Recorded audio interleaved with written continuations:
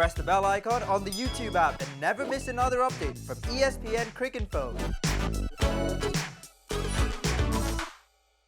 In an ideal world, yes, but it's nothing that us as a playing group can control. So all we can control is how hard we're working. As I've said numerous times, we're trying our absolute backsides off and we're trying to get better. We can't help at the moment that we haven't got Michael Hussey's and Michael Bevins and Jamie Cox's. It's fantasy. We've got what we've got, and our playing group are working as hard as we possibly can to improve and get better. I think the obvious one was the Adelaide Test. We honestly feel that we let that Test match slip. We thought we had a number of opportunities during that Test to go well ahead of the game, and when those key moments came up, India outplayed us, to be honest. Looking back now, we had won that Test. If you win Perth, we got outplayed in Melbourne, then you have a washout. It could have been 2-1 the other way. So it's funny, in a big series of 4 Tests, 5 days a match, you go back to a couple of key moments in the very first Test match where we let ourselves down or India outplayed us, and you get to the end of the series, and it's really hard to take.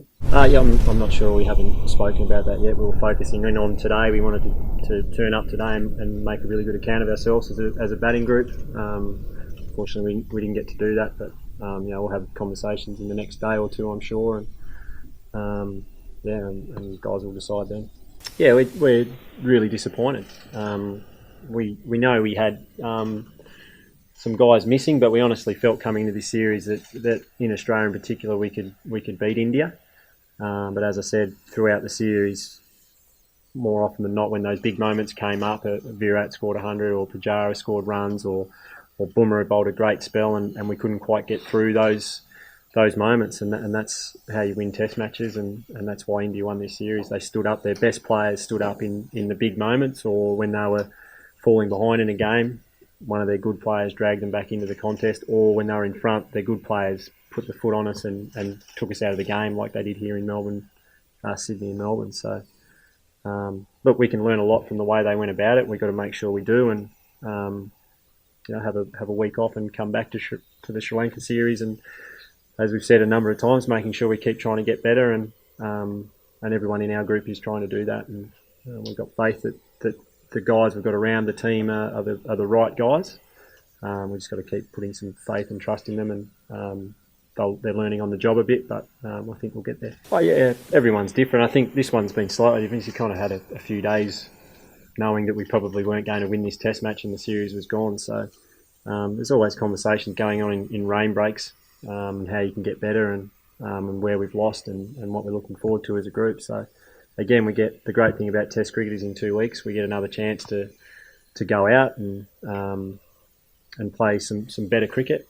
We know we have to play better cricket. We know India outplayed us and deserved to win this series, so we've got to accept that. We've got to be honest with that. We've got to look at the areas where we need to improve, and we'll have those chats in the next day or two. I'm not too sure, to be honest. Again, we'll have that conversation in the next couple of days. I think all the bowlers are fully fit. I think our bowlers at times bowled really well in this series. At times they didn't. Sometimes that was due to the pressure they were put under by the Indian batsmen, and that can happen. But I think the group of bowlers that we've got in this team have been fantastic for Australia for quite a while now. And they didn't have their absolute best series, but it's not easy at this level, and it can happen. Yeah, I don't think it was just those two. I think everyone in our top 7 didn't play as well as we would have liked. I thought Marcus Harris and Travis Head, I think Travis Head was our leading run scorer for the series, and Marcus Harris, in most innings he played, showed that he can make it at this level. He can be a very good Test player. So got some positive there. The rest of us didn't score enough runs. So to put that on Uzi and Sean is probably a little bit harsh. But again, both of those players we know are absolute class. We know they can score a lot of runs at this level. So we've got faith in them going forward. And as I said, for selection stuff, it'll go on in the next few days. And at the moment, I'm not in a place to sort of comment on it. No, I think, again, from a batting point of view, if you look at what Marcus Harris and Travis Head have been able to do, I think they're 2 examples of guys who might not have played any Test cricket at this stage. And and they've got an opportunity through an unusual situation, and I thought both of those guys acquitted themselves really well. The other thing, this attack was seriously good, and I don't think in Australia we've given them enough credit for how relentless. The three quicks bowl pretty good pace. They're relentless in their pressure. They don't give you much. So it was hard work batting against their attack for seasoned Test players. So for Marcus Harris and Travis Head in particular to show that they've got the games that can make runs against the best attack in the world, I think that's a real positive.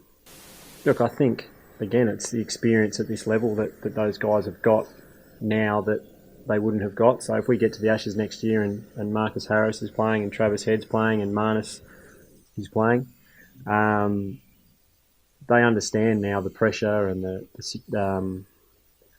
suppose the magnitude of the situation that's on them. I think you don't experience that anywhere but when you walk out into Test cricket. So for them to now have experienced that, they now go away, go home, they train, but they know what to expect and they know where they need to improve to succeed at this level. And I don't think we can look to England just yet. We've got to play Sri Lanka first, and that in itself is going to be another tough series for us. But as I said, there's some positives in now getting some of these guys some Test cricket and some experience at this level against an absolute high quality attack, which is going to hold them in really good stead for the future.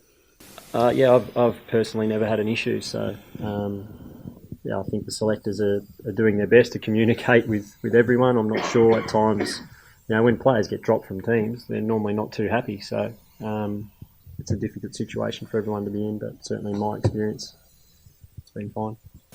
I'm not sure. I think it's probably different for each individual, but clearly we know we're not going to win too many Test matches without scoring hundreds. So it's a huge focus of any Test match batsman. That's what you're judged on. If you're going to bat in the top six in Test cricket, you need to be scoring hundreds. We know that.